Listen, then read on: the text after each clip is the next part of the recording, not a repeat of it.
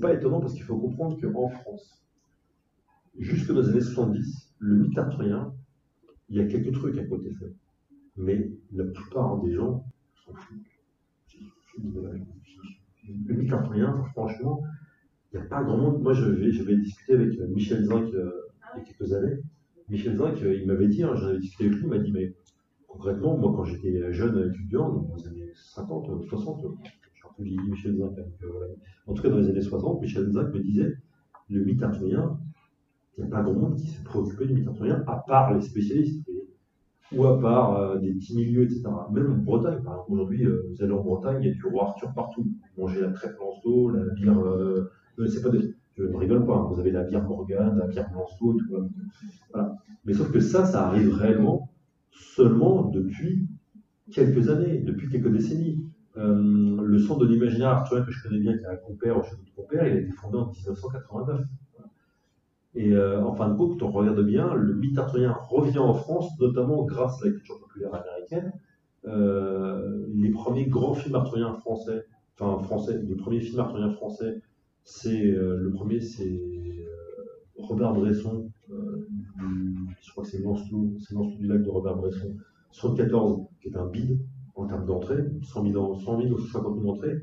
Pareil, en 78, vous allez avoir, comment il s'appelle, Perceval le Gallois d'Éric Rohmer. Perceval le Gallois, c'est en 78 avec Lucchini qui joue au Perceval, d'ailleurs, c'est assez marrant. Qui est un film intéressant, mais qui fait pas beaucoup d'entrées aussi, je crois que c'est 100 000 ou 50 000. En 75, quand Monty Python Sacré Graal arrive sur les écrans, 2 millions d'entrées. En 81, quand Excalibur arrive sur les écrans, 2 millions d'entrées aussi. Donc en fait, en fin de compte, on se rend compte que tout le médiévalisme en fait, arthurien en France, il vient par la culture populaire. Ça ne veut pas dire qu'il n'y a pas des œuvres arthuriennes qui ont été faites en France au XXe siècle. Mais en fin de compte, les grands personnages médiévalistes en France au XIXe et au XXe siècle, c'est qui? Le grand personnage médiévaliste, c'est même pas Romain des Bois. Hein. Romain des Bois, c'est pareil, Romain des Bois, personne n'en parle dans la presse, sauf à partir de 22 et 38, parce qu'en 22, il y a le film de Fairbanks, et en 38, il y a le film avec Errol Flynn. Parce que là, c'est les films qui marquent, en fait.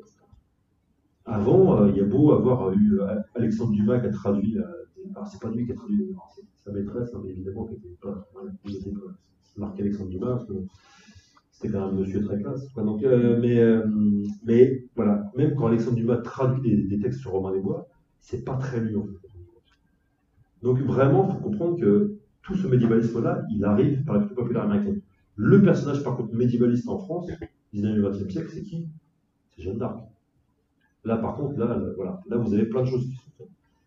Mais c'est pareil, en fait, en fin de compte, quand on regarde bien, la production cinématographique française sur Jeanne d'Arc, elle n'est pas énorme. Par contre, la production américaine, alors là, c'est vraiment. En fait, moi, c'est pareil, ça fait toujours un peu provocateur de dire ça, parce que c'est vrai, le pays le plus juridique au monde, le pays le plus fasciné par Jeanne d'Arc, c'est pas la France, c'est les États-Unis. Croyez-moi, aujourd'hui, vous avez des chansons qui sont faites aux États-Unis par des stars de chansons qui sont faites sur Jeanne d'Arc. En France, plus personne ne fait ça. Quoi. Pour des raisons, après, on pourra parler. Parce que c'est trop lié au Front National et tout, parce que voilà, il y a une image que Jeanne d'Arc sera accaparée par le Front National, ça on pourra en parler des heures.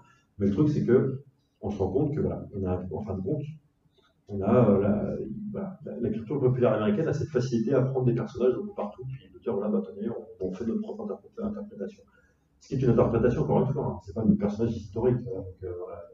Aux États-Unis, Jeanne d'Arc, c'est un personnage féministe. Voilà. Pour le dire. Non, en fait, voilà. C'est pas un discours historique, c'est un discours, c'est un usage